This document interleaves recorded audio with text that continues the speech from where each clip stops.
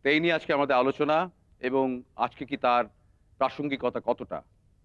আমাদের মধ্যে রয়েছেন দীনেন্দ্র চৌধুরী, উনি বিখ্যাত সঙ্গীতকার এবং গবেষক এবং গ্রামীণ গীতি সংস্থার প্রতিষ্ঠাতা। আছেন শ্রী অজিত পান্ডে, আমাদের ছাত্র অবস্থায় প্রখ্যাত গণসঙ্গীত গাইগে, এখন লোকসঙ্গীত নিয়ে গবেষণা করছেন। আছে সুচরিতা বন্দ্যোপাধ্যায়, সুচরিতা শহরের মেয়ে কিন্তু লালন পাগল, তার সঙ্গে আবার কীর্তনের ভাবের মধ্যে অনেক কিছু মিলিয়ে মিশিয়ে ফেলেছে। সুতরাং সুচরিতা কীর্তন এবং লালন সম্পর্কে অনেক কিছু বলতে পারবে। তা প্রথমেই আমি শুরু করি দীনেনবাবুকে দিয়ে, যে ধরুন ইদানিং তো একটা লালন চর্চা শুরু হয়েছে কলকাতায় গত 20 বছর ধরে, বা একটু কম হয়তো, কিন্তু তার আগে আমরা দেখেছি রেডিওতে বেচু দত্ত কিছু লালনের গান গেয়েছিলেন।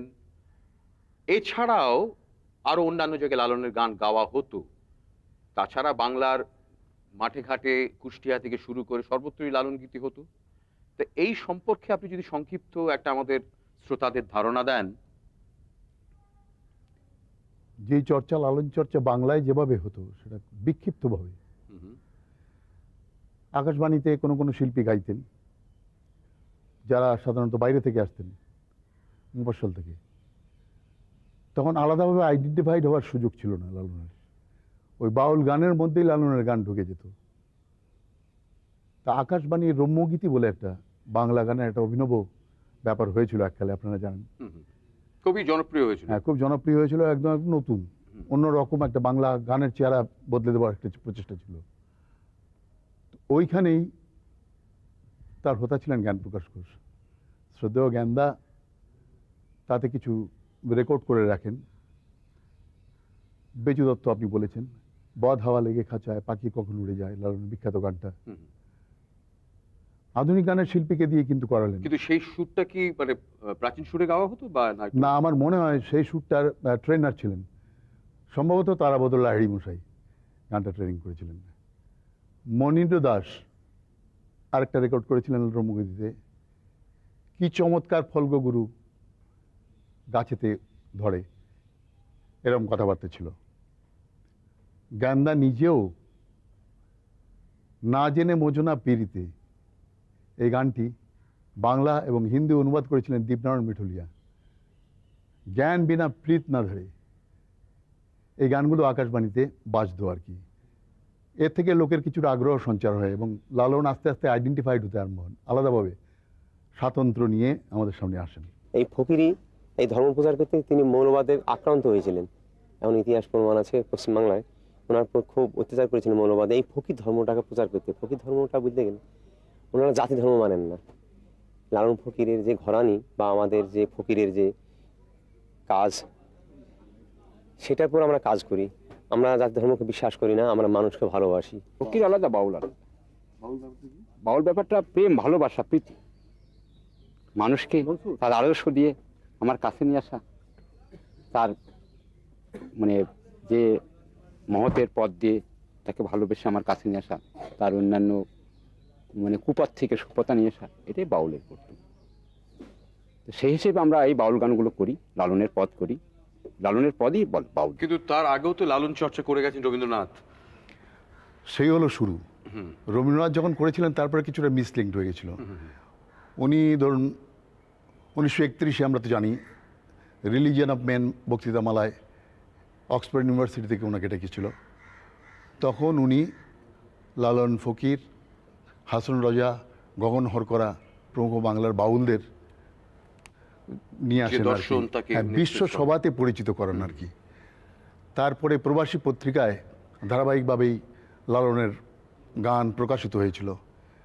শিক্ষিত সমাজে তখন লালন সম্বন্ধে একটা ধারণা তৈরি হতে আরম্ভ হলো। তাছাড়া গোরা উপন্যাসও তো, গোরা উপন্যাসও, খাঁচার ভিতরে অচিন পাখি কেমনে উঠে যায়, এই গানটা তো উনি ওইখানেও, কারণ এটার মধ্যেই তো বাউল দর্শনের কথা আছে গানটার মধ্যে। দীনেনবাবু, অন্নদা শঙ্কর রায় বলেছিলেন যে লালন না ছিল গীতিকার, না ছিল সঙ্গীতকার, না ছিল বাউল, উনি ছিলেন সাধক।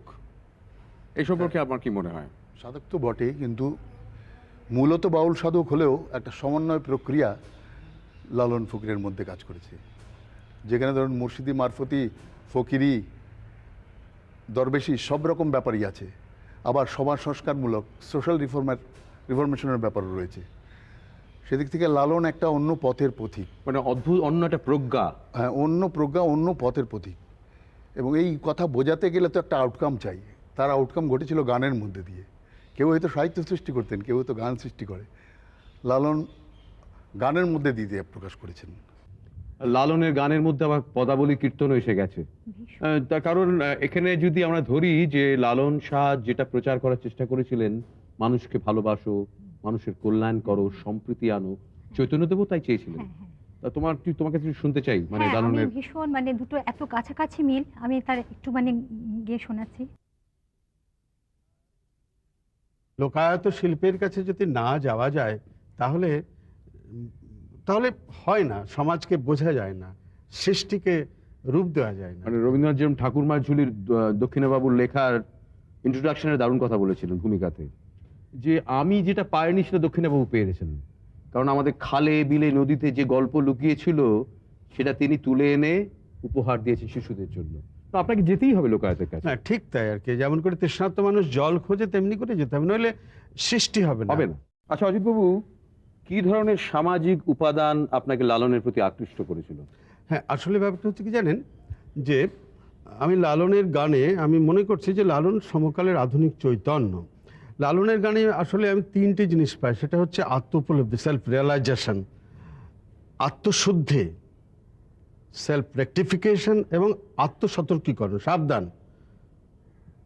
যে তোমার শরীরে জাতের গন্ডগোল হয়ে যাচ্ছে, সব কিছু সমাজ লাগছে, দেহ মানে বডি মানে হচ্ছে বলে সমাজ। এই সমাজে এই ভ্রষ্টাচার, দুর্নীতি, জাত পাত, অবক্ষয়, মানবিক মূল্যবোধহীনতা সব কিছু মিলিয়ে আমার মনে হয়েছে বুঝলেন যে লালনকে আমার গাওয়া উচিত। বিশেষ করে দীনেনবাবুদের পরে একটা বড় গ্যাপ গেছে বুঝলেন, লালনের গান সেইভাবে কিন্তু এখানে হয়নি।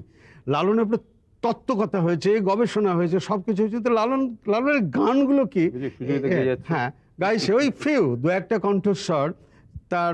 সেই জন্য আমি মনে করছিলাম লালনের গানগুলো গাওয়ার দরকার বলে আমি লালনের কাছে গিয়েছি। যেমন ধরুন এই সময়ে দাঁড়িয়ে যে বলছে, আমার ঘরে চাবি পরের হাতে রে, আমার ঘরের চাবি আপন ঘরে বোঝাই সোনা, পরে করে লেনা দেনা রে। আমাদের কাছে এই লালনের তাৎপর্য কি, কিভাবে এলো, কেন তাকে ভালো লাগে, তার গান ভালো লাগছে কেন হঠাৎ? অবশ্য অনাবিষ্কৃত ছিলেন, চর্চা কম হয়েছে, লালন চর্চা এখন হচ্ছে বলে আমরা জানতে পারছি।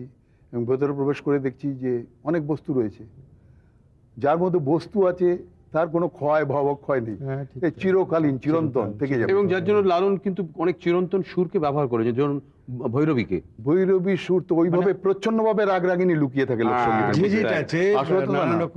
কিন্তু রার বাংলায় যে একটা সুর আছে, এই যে এরকম একটা সুর আছে আমরা যেটা জানি পরিচিত সুর, অথচ পূর্ব বাংলায় কিন্তু একটু অন্যরকম। এটা উত্তরাঙ্গের আর পূর্ব বাংলার সুরটা পূর্বাঙ্গের। লালন শাহ তো চলে গেছেন কবে, সবই তো পরম্পরা, ওরাল ট্রেডিশন, এর তো কোনো লিখিত কিছু ছিল না। ফলে এইটাই শিষ্যদের মধ্যে দিয়ে প্রচারিত হয়েছে।